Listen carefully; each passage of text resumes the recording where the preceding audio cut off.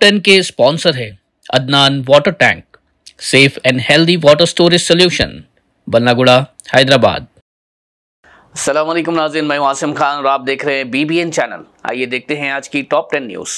Israel ने फिर एक बार गाज़ा पर शदीद हवाई हमले किए, जिसमें कम से कम 60 फ़लस्तीनी शहीद हो गए और कई लोग ज़ख्मी भी हुए। ये हमले गजा सिटी के तूफा एरिया और जबलिया रेफ्यूजी कैंप में किए गए, जहां रेसिडेंशियल इमारतों और टेंट कैंप्स को निशाना बनाया गया।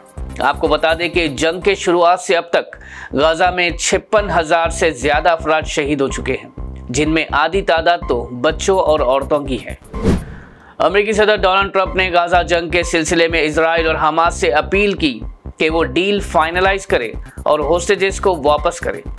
ट्रंप का कहना था कि सीज फायर अगले कुछ दिनों में मुमकिन है और उनके मुताबिक हालात में काबिल जिक्र पेशरफ्त देखी जा रही है। हमास ने भी अपने मीडिएटर्स यानी इजिप्ट, कतर और अमेरिका के जरिए नई सीज फायर नेगोशिएशंस में दिलचस्पी दिखाई है, मगर उनकी शर्त है कि इजराइल पहले गाजा से कंप्लीट विड्रॉल करे।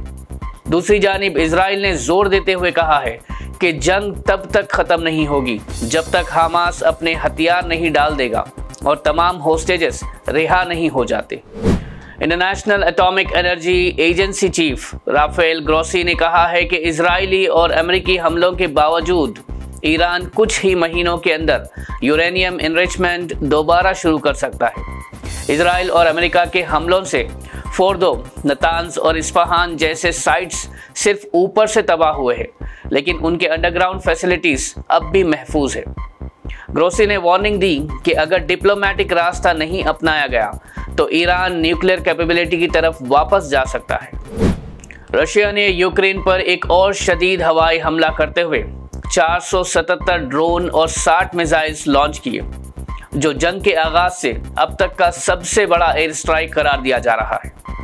यूक्रेन एयर डिफेंस ने 211 ड्रोन्स और 38 मिसाइल्स को हवा में ही तबाह कर दिया, जबकि 226 ड्रोन्स इलेक्ट्रॉनिक वॉरफेयर से न्यूट्रलाइज हुए। यूक्रेनी सदर ज़ेलेंस्की ने वेस्ट से मजीद पेट्रियट मिसाइल सिस्टम की दरख्वास्त की है ताकि मुल्क को मजीद नुकसान से बचाया जा सके।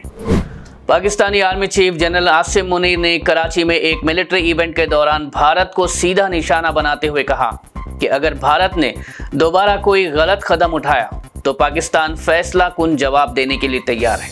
आसिम मुनीर ने कश्मीर इशू को दोबारा उठाते हुए कहा कि ये पाकिस्तान की शहरग है और उनका मुल्क हमेशा UN रेजोल्यूशंस के मुताबिक कश्मीरियों का साथ देता रहेगा। पाकिस्तान के नॉर्थ वजीरिस्तान में एक सुसाइड कार बॉम्ब ब्लास्ट हुआ, जिसमें 14 पाकिस्तानी फौजियों की मौत हो गई और 25 लोग जख्मी हुए। इस खुदकुश हमले की जिम्मेदारी तालिबान से जुड़े हाफिज गुल बहादुर ग्रुप ने कबूल की, लेकिन पाकिस्तानी फौज ने दावे के बावजूद भारत पर इसका इल्ज़ाम लगाया और कहा कि यह हमला इंडिया स्पॉन्सर्ड खारिजियों ने करवाया।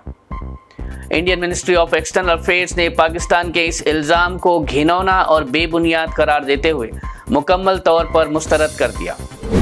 ओडिशा के पुरी शहर में जगन्नाथ रथ यात्रा के दौरान एक अफसोसनाक हादसा पेश आया, जहां भारी भीड़ के दरमियान भगदड़ मच गई, जिसमें कम से कम 3 लोग की मौत हो गई और 50 से ज़्यादा लोग जख्मी हो गए। तहकीकात के दौरान ड्यूटी में गफलत साबित होने पर DCP विष्णुपति और कमांडेंट अजयपति को सस्पेंड कर दिया गया है, जबकि पुरी के डिस्ट्रिक्ट कलेक्टर और SP को उनके ओहदों से ट्रांसफ़र कर दिया गया है। वज़ीर आला ओडिशा मोहन चरण मांझी ने हर हलाकशुदा भक्त के वारिस को 25 लाख रुपये का मुआवजा देने का ऐलान किया है।